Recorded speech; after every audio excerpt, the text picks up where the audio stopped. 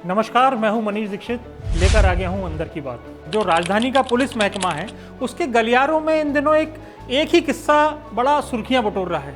चर्चा है कि 4 जून की देर रात अटल पथ पर कुछ पुलिस कर्मियों ने खुले आसमान के नीचे जाम छलकाए और कथित तौर पर सरकारी पिस्टल से हवाई फायरिंग का रोमांच भी लिया।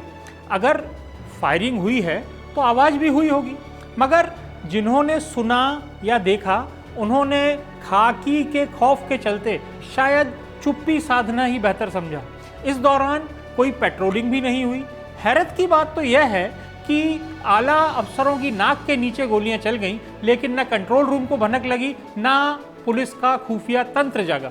मामला जब बड़े अफसरों तक पहुंचा तो चुपचाप जांच शुरू तो हुई, मगर 1 महीने बाद भी ना बैलिस्टिक जांच हुई है, ना सीसीटीवी कैमरे खंगाले गए हैं और ना ही संबंधित पुलिस कर्मियों की मोबाइल लोकेशन निकाली गई है। पुलिस महकमे में चर्चा है कि आखिर सच की तलाश हो रही है या फिर विभाग की किरकिरी से बचाने की कवायद। सवाल यह भी है कि अगर वाकई फायरिंग हुई थी तो गोली की आवाज़ से ज़्यादा गूंज अब जांच की खामोशी मचा रही है। श्री राम जन्मभूमि मंदिर में कथित चढ़ावा चोरी को विपक्षी पार्टियां, खासकर समाजवादी पार्टी और कांग्रेस जो है वो इसको बहुत मुद्दा बना रही हैं। अभी उत्तर प्रदेश के जो कांग्रेस के अध्यक्ष हैं अजय राय, वो भी इस मुद्दे पर खुलकर बोल रहे हैं, लेकिन राहुल गांधी चुप्पी साधे हुए हैं। अंदर की बात यह है कि राहुल इसलिए चुप हैं क्योंकि वे कुछ भी बोलेंगे तो भाजपा और आरएसएस के पूरे सिस्टम को मौका मिल जाएगा मामले को घुमाने का। सारा फोकस चढ़ावा चोरी के मामले से हटकर राहुल गांधी के बयान पर आ जाएगा। कांग्रेस को यह भी लग रहा है कि जब हिंदू समाज ही पूरी व्यवस्था को कटघरे में खड़ा कर रहा है तो विपक्ष, खासकर राहुल गांधी को इससे दूर रहना चाहिए। चुप्पी की एक और वजह सत्ता पक्ष के पावर सेंटर्स का एक मत नहीं होना है, बताया जा रहा है। ऐसे में अगर राहुल गांधी बयान देते हैं तो सब एक होकर उनको निशाना बनाने लगेंगे। हो सकता है कि लोकसभा में बोलें, चुनाव के समय बोलें, या उनका बयान तब आए जब प्रधानमंत्री कुछ बोलें।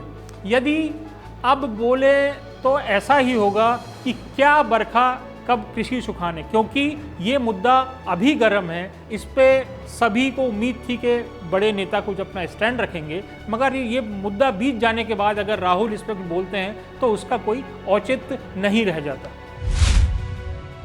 पंजाब में विधानसभा का चुनाव इस बार बड़ा दिलचस्प होने वाला है।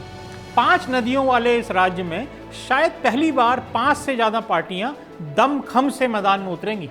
पहले 2 पार्टियां कांग्रेस और अकाली दल के बीच मुकाबला होता था, जिसमें भाजपा और अकाली दल मिलकर लड़ा करते थे। इसके बाद पंजाब की राजनीति में आम आदमी पार्टी की एंट्री हुई। इस तरह यह मुकाबला ट्रायंगुलर हो गया और पिछले बार भी हमने देखा होगा कि यह मुकाबला ट्रायंगुलर रहा। पिछले चुनाव से पहले भाजपा और अकाली दल का तालमेल टूट गया तो भाजपा ने अकेले ही चुनाव लड़ा।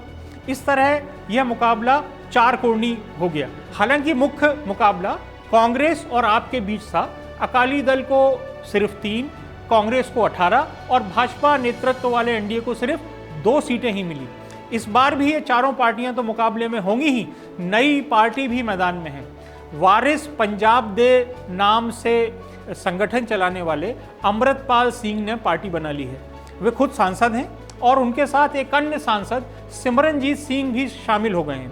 उधर आम आदमी पार्टी से टूटकर पंजाब के 6 राज्यसभा सांसद भाजपा में शामिल हो गए हैं और कहा जा रहा है कि विधायक भी टूट सकते हैं।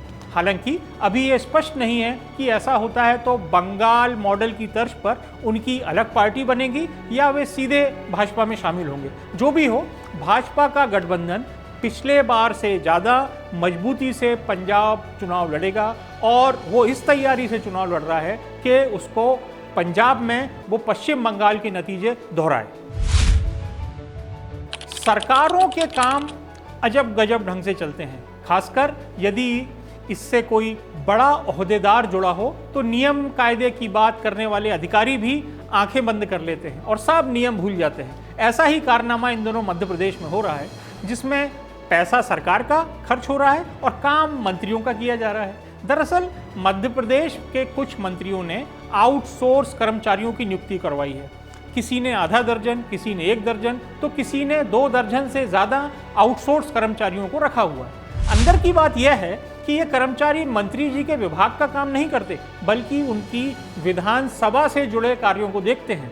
वे इस बात का हिसाब किताब भी रख रहे हैं कि पिछले वर्षों में मंत्री जी के क्षेत्र में कितने और किस प्रकार के काम हुए, कहाँ काम पेंडिंग है, कहाँ कामों की अभी और ज़रूरत है। चुनाव से जुड़े अन्य मामलों के डेटा भी यह आउटसोर्स कर्मचारी तैयार कर रहे हैं। एक बात और, दिखाने के लिए इनकी पोस्टिंग अलग अलग स्थानों पर की गई है, मगर अधिकांश या तो मंत्रियों के दफ्तरों में या उनके विधानसभा क्षेत्रों में ही काम कर रहे हैं।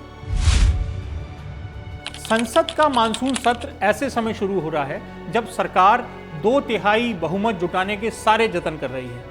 पार्टियां टूट रही हैं, गुटों में बंट रही हैं और अधिकांश एनडीए का समर्थन भी कर रही हैं।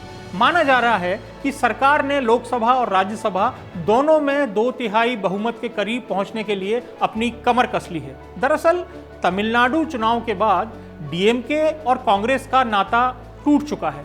माना जा रहा है कि कांग्रेस जो भी कहेगी डीएमके विरोध में होगी या कम से कम भाजपा की मदद के लिए अनुपस्थित रह सकती है। ऐसे में इस बार संभावना है, बहुत ज़्यादा संभावना है कि मानसून सत्र में जो भी संविधान संशोधन विधेयक पेश होंगे वे पास हो सकते हैं।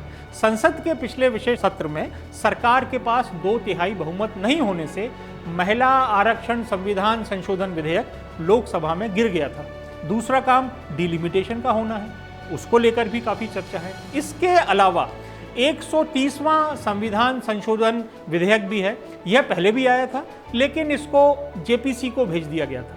उम्मीद की जा रही है कि 20 जुलाई से पहले जेपीसी इस पर अपनी रिपोर्ट लोकसभा अध्यक्ष ओम बिरला को सौंप देगी। यदि यह पास हो गया तो मंत्री, मुख्यमंत्री और यहाँ तक कि प्रधानमंत्री भी अगर किसी गंभीर अपराध के आरोप में, जिसमें कम से कम 5 साल की सजा का प्रावधान हो, जेल जाता है तो लगातार 30 दिन तक जेल में रहता है, तो उनका पद स्वतः रिक्त हो जाएगा। आने वाले दिनों में पता चलेगा कि सरकार इसमें कितनी सफल होती है। आज के लिए बस इतना ही। अगले हफ्ते फिर मिलेंगे पीपुल्स अपडेट में। नमस्कार।